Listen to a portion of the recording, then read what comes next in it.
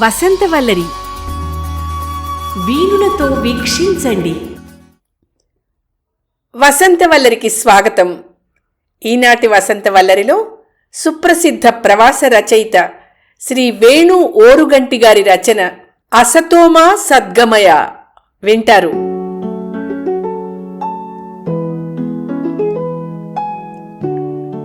అది ఆర్ట్స్ కాలేజీలో డిగ్రీ 3వ సంవత్సరం హిస్టరీ తరగతి.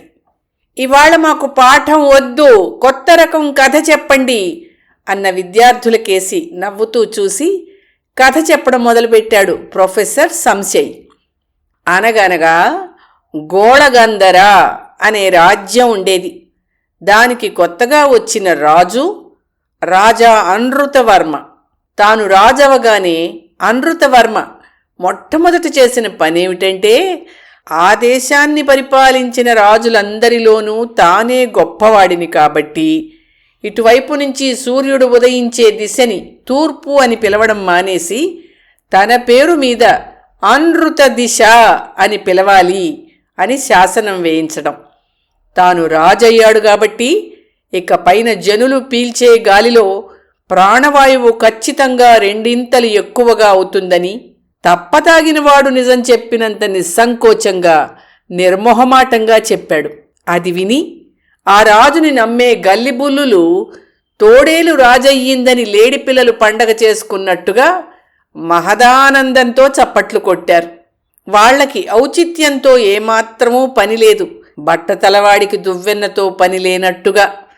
అలా స్వోత్కర్షలతో అబద్ధాలతో మొదలైంది అతని పరిపాలన.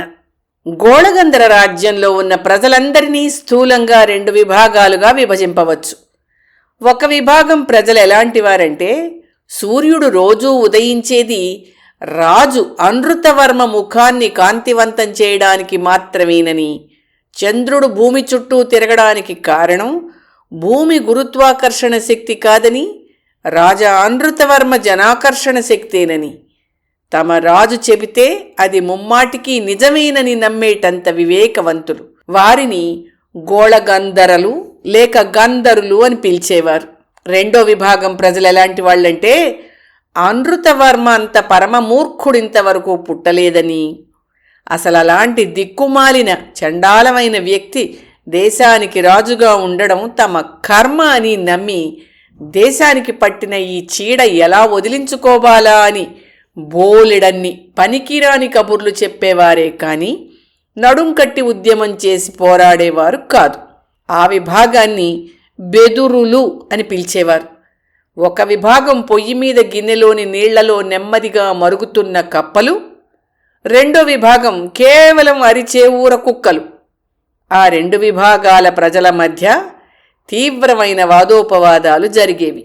అసలు గోళగంధర రాజ్యం గోళగంధరులదేనని, వాళ్లే అసలైన గొప్ప వివేకులు కాబట్టి వారు తప్ప అన్యులు తమ రాజ్యంలో ఉండడానికి అనర్హులని రాజు పురిగొల్పేవాడు. రాచ ఉసిరికాయంత పరిమాణంలో మెదడున్న కొంతమంది గోళగంధరులు రెచ్చిపోయి నమ్మేవారు. రాజా అనృతవర్మ ఏదైనా సమస్య వస్తే మొట్టమొదటగా తనకంటే ముందరున్న రాజు వల్లే ఈ సమస్య మొదలైందని చెప్పేసేవాడు. ఆత్మస్తుతి పరనిందాలేని అతి గొప్పవాడైన తనకి, ఏమీ చేతకాని దద్దమ్మలైన తనకంటే ముందొచ్చిన రాజులకి అస్సలు పోలికే లేదని, తన రాజ్యంలోని ప్రజలందరికీ సందర్భం వచ్చినా రాకపోయినా చెవిని ఇల్లు కట్టుకుని బాహాటంగా చెప్పేవాడు. ఏ సమస్య లేకపోతే ఏదో ఒక జాతీయ సంక్షోభం ఉందని ప్రకటించి దానికి పరిష్కారం అందించడానికి తన విధేయులైన మంత్రిమండలిని పిలిచేవాడు. ఆ మండలిని ఒక వర్గం ప్రజలు అతిభజన బలగం లేక అబ్బబ్బ మండలి అని పిలిచేవారు.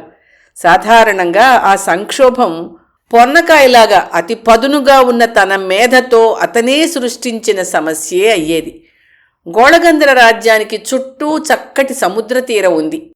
ఒకానొక దౌర్భాగ్యపు అమంగళవారన్నాడు సగం తిన్న కోడికాలుతో దేశపటంలో సముద్ర తీర ప్రాంతం చూపుతూ, నా విధేయులైన మంత్రులారా అంటూ అనృతవర్మ సంభాషణ మొదలెట్టాడు. మన సముద్రపు చేపలు చాలా ఎక్కువ తడిగా ఉన్నాయి. అదొక పెద్ద సమస్య. మన ఖజానాలో ధనం తక్కువ అవ్వడానికి ముఖ్య కారణం ఈ తడిగా ఉన్న చేపలే అన్నాడు. మురికి తువ్వాలు పిండితే కారిన నీటి బొట్లన్నీ గొప్ప గొప్ప ఆలోచనలని పంచుకుంటూ. హబ్బబ్బ మండలిలో ఒక్కసారిగా నిశ్శబ్ద భక్తి ఆవరించింది. మనిషి లోయలో పడిపోతున్నప్పుడు చెవులు గళ్ళుబడితే ఆవరించిన నిశ్శబ్దం లాంటి నిశ్శబ్దం.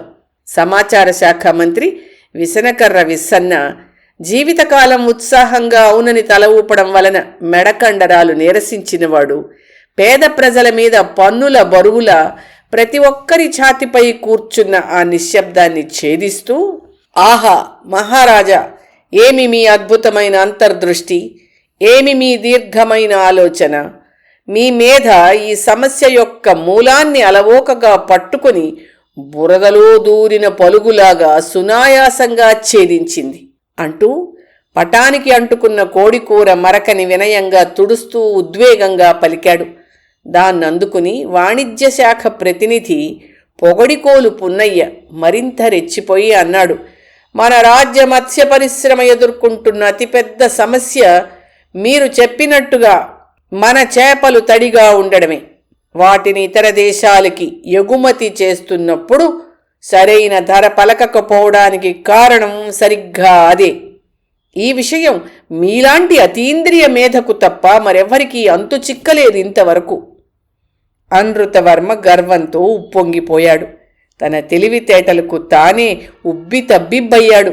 కర్వాటుడికి బట్టతల మీద మళ్లీ జుట్టు మొలిచినప్పుడు కలిగినంత ఆనందంతో. అదే, ఖచ్చితంగా అదే నేను చెప్పబోయేది. నా ప్రణాళిక ఏమిటంటే, మనం సముద్రం పైన ఒక పెద్ద బంగారు జల్లెడను నిర్మించాలి. దాన్ని రాత్రిపూట నీటిలో ముంచి ఉంచి ఉదయాన్నే బయటకు తీస్తే దాన్నిండా చేపలు పడతాయి. దానిని పగలంతా అలాగే ఉంచితే అది నీటిని వడబోస్తుంది. నా లెక్కల ప్రకారం, ఆ లెక్కలు అద్భుతమైనవని హామీ ఇస్తున్నాను, ఒక లాభసాటి పొడి చేపల ఎగుమతి వ్యాపారాన్ని సృష్టిస్తుంది. ఇది అపారం. చరిత్రలోనే ఎన్నడూ లేనంతగా ఈ రాజ్యానికే అతిపెద్ద వ్యాపారం అవుతుంది. నాకంటే మత్స్య పరిశ్రమ గురించి ఎక్కువ తెలిసిన వారెవ్వరూ లేరు, ఎందుకంటే నేను మేధావిని కనుక అన్నాడు.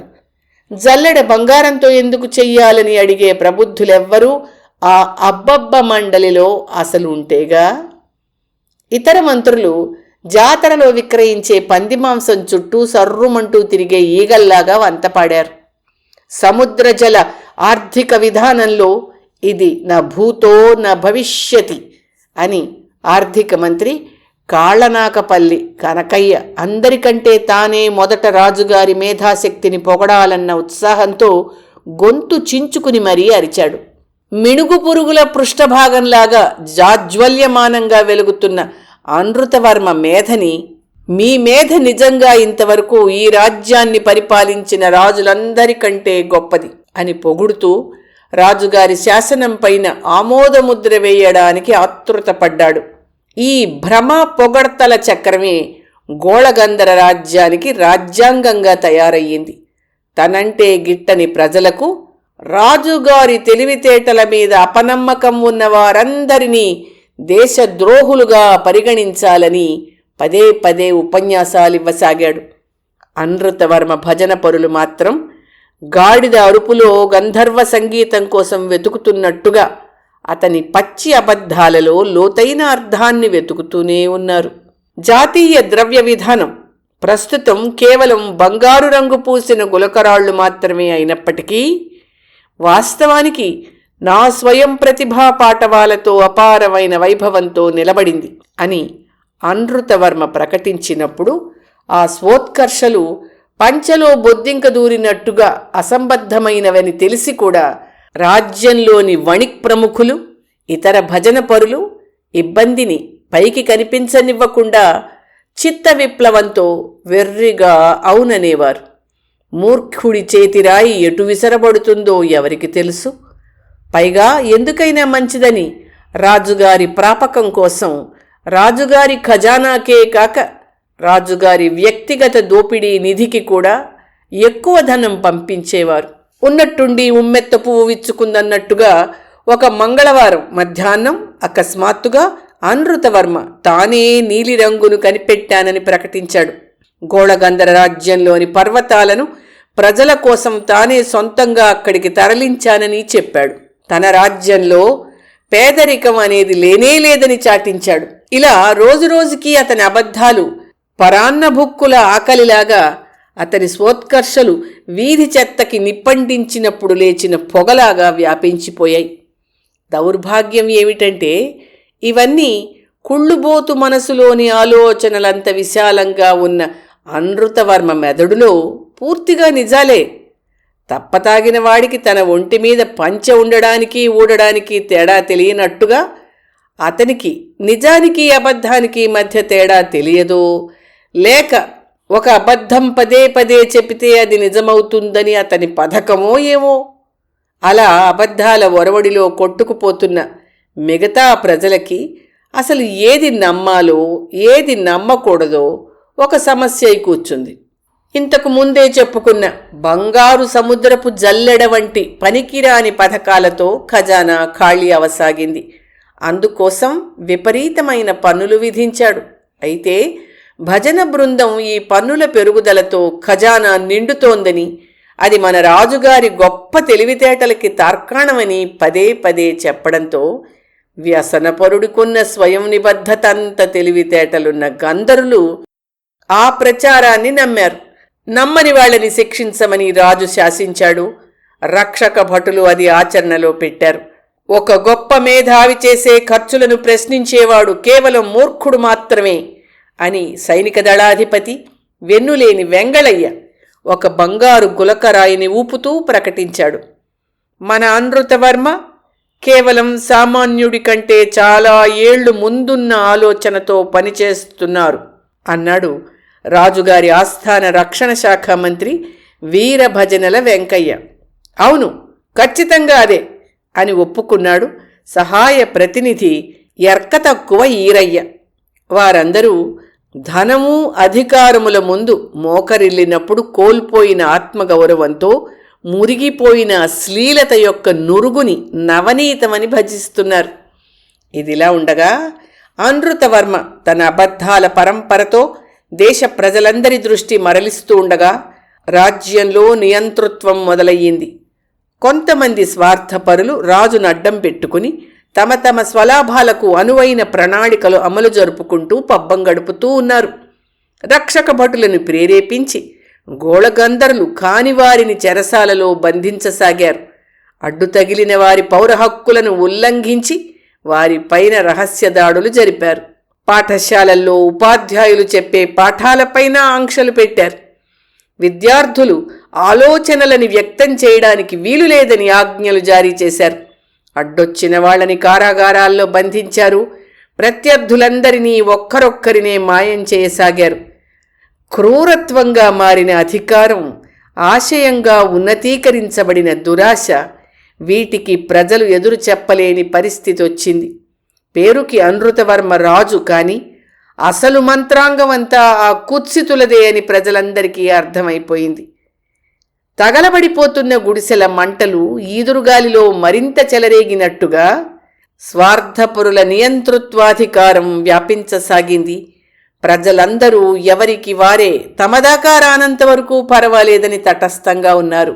మంటల్లో కాలిపోతున్న ఇంట్లో మంచం మీద నిద్రపోతున్న సోమరుల్లా.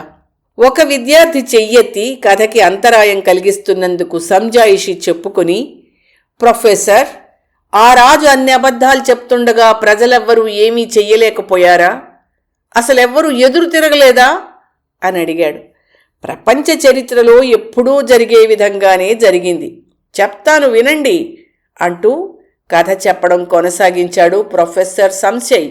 ఇప్పుడు తిరుగుబాటు, అబద్ధాలతో స్వోత్కర్షలతో భజనపరుల పొగడ్తలతో పైకి కనిపించినప్పటికీ నియంతృత్వంగా నడిచే ఈ రాచరిక వ్యవస్థను విచ్ఛిన్నం చేయడం అసాధ్యమని ప్రజలకు అనిపించింది. రాచరికపు దుస్తులు ధరించిన అహంకారాన్ని, అబద్ధాల కోరైన నాయకుణ్ణి ఎలా ఎదిరించగలరు?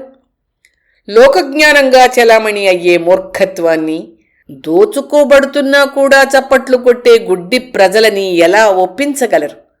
ఆ సమస్యకి సమాధానం బెదురులైన పెద్దల నుండి రాలేదు, జ్ఞానం లేని గంధర్వుల నుండి రాలేదు.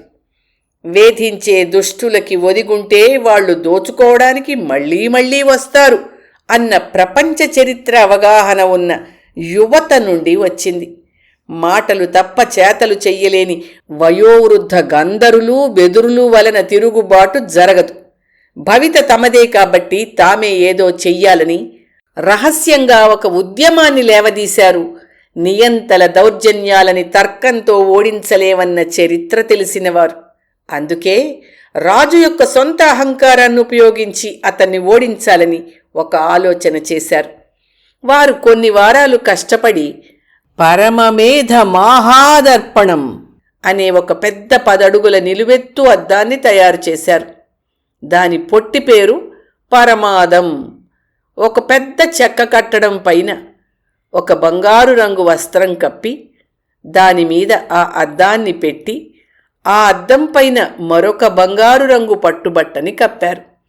ఆ చెక్క కట్టడాన్ని అద్దంతో సహా తరలించి కోట అవతలనున్న కందకం ముందర ఉంచారు. ఫలానా రోజున రాజుగారి మహామేధ ప్రదర్శన ఆవిష్కరణ జరుగుతుందని ఊరందరినీ ఆహ్వానించారు. అనృతవర్మ మేధని ప్రపంచానికి తెలియచేయడానికి గొప్ప అవకాశం ఇదని రాజుగారిని ప్రత్యేకంగా ఆహ్వానించారు. రాజు పొంగిపోయి సరే వస్తాను అని చెప్పి చాలా కుతూహలంతో ఎదురుచూశాడు. ఆ దర్పణం ఆవిష్కరణ రోజున పెద్ద బాజా భజంత్రీలతో అట్టహాసంగా రాజుని అబ్బబ్బ మండలి పరివారం అందరినీ కందకం ముందుకు ఆహ్వానించారు. అందరూ సమావేశమయ్యాక వారిలోంచి ఒక యువతి ఒక యువకుడు ముందుకొచ్చి చాలా వినయంగా రాజుతో ఇలా అన్నారు. ఓ మహారాజా, ఈ చెక్క కట్టడం మీద ఉన్నది పరమాదం, అదే పరమమేధ మహాదర్పణం. ఇది కేవలం సాధారణమైన అర్థం కాదు. ఇది ఒక వ్యక్తి యొక్క గొప్ప మేధను మాత్రమే ప్రతిబింబిస్తుంది. సామాన్యమైన వ్యక్తులు ఇందులో చూస్తే వారి మూర్ఖత్వం వలన ఈ అద్దం అలాగే ఉండిపోతుంది. కానీ మీలాంటి మేధావులు చూస్తే అందులో ఒక విస్ఫోటనం కలుగుతుంది. అద్భుతం అని అనృతవర్మ ఉప్పొంగిపోయాడు.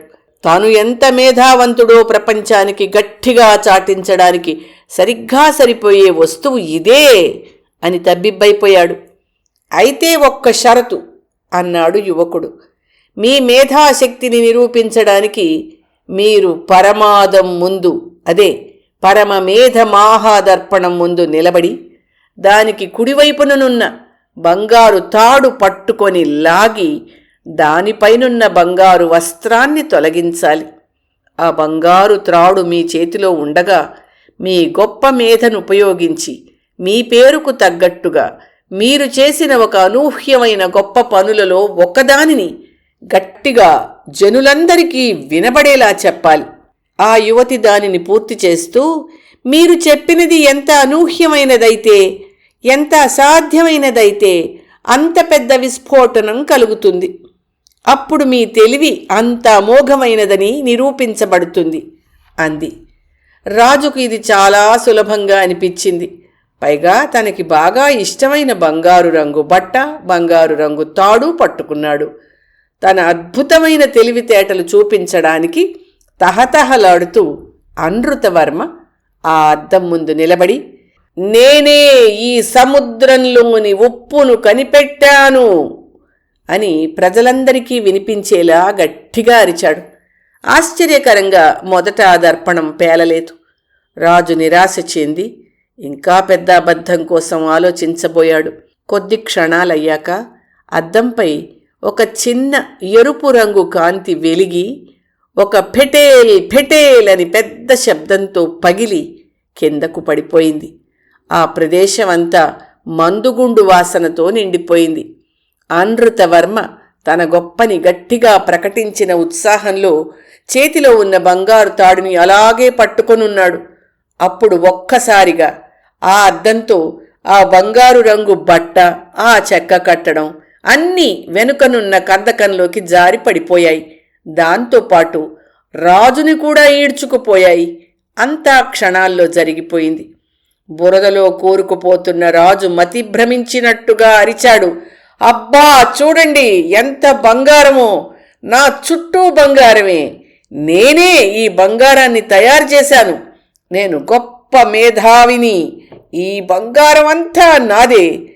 మిథ్యా వాస్తవంలో పూర్తిగా కూరుకుపోయిన అతని మెదడులో సత్యం అసత్యం మధ్య తేడా లేదు. లేదు అమృతవర్మ అని ఆ యువకుడు శాంతంగా ముందుకడుగు వేశాడు.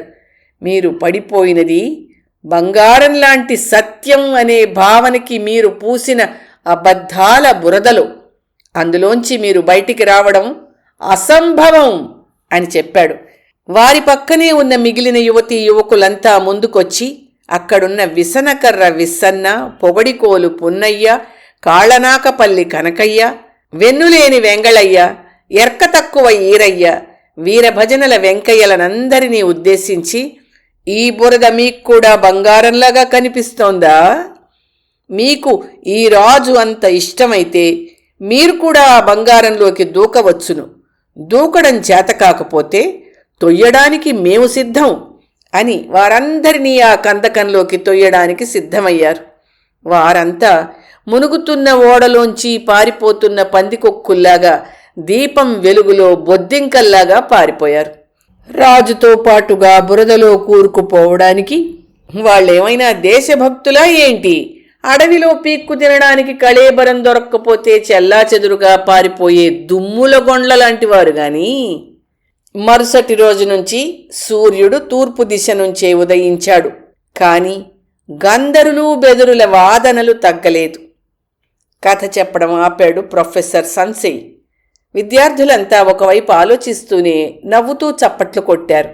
ఒక విద్యార్థి, ఇందులో మీరు చెప్పిన గందరగోళ దేశమేమిటో, ఆ అమృతవర్మరాజు ఎవరో మాకు తెలుసు అన్నాడు. మిగతా విద్యార్థులంతా గట్టిగా నవ్వారు. ప్రొఫెసర్ సంశయ్ కూడా నవ్వుతూ, తెలియకపోతే మీకే నామోషి.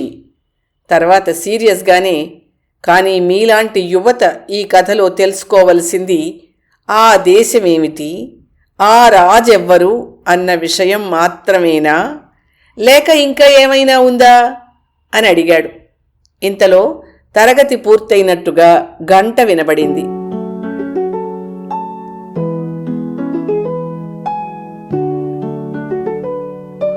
వసంతవల్లరిలో ప్రఖ్యాత ప్రవాస రచయిత శ్రీ వేణు ఓరుగంటి గారి రచన అసతోమా సద్గమయ విన్నారు. వసంతవల్లరిలో ఇవాల్టి కార్యక్రమం మీకు నచ్చిందని ఆశిస్తున్నాను. అందుకే లైక్ చేసి మీ మిత్రులకు బంధువులకు లింక్ను షేర్ చేసి మీ అమూల్యమైన అభిప్రాయాన్ని నాకు కామెంట్ బాక్స్లో తెలియచేయమని, వసంతవల్లరికి సబ్స్క్రైబ్ చేయమని విన్నవించుకుంటూ మీ వసంతలక్ష్మి అయ్యగారికి సెలవు. మరి థ్యాంక్ యూ. వసంతవల్లరి మిత్రులు, శ్రేయోభిలాషులు, వీక్షకులు, శ్రోతలు అందరికీ ఒక విజ్ఞప్తి. గతంలో లాగానే ఎప్పటికప్పుడు నా కథలను విని స్పందన తెలియచేయమని కోరుతూ, నేను చదివిన కథ మీకు బాగా నచ్చినట్టయితే తప్పకుండా హైప్ ఆప్షన్ నొక్కి నన్ను ప్రోత్సహిస్తారు కదూ.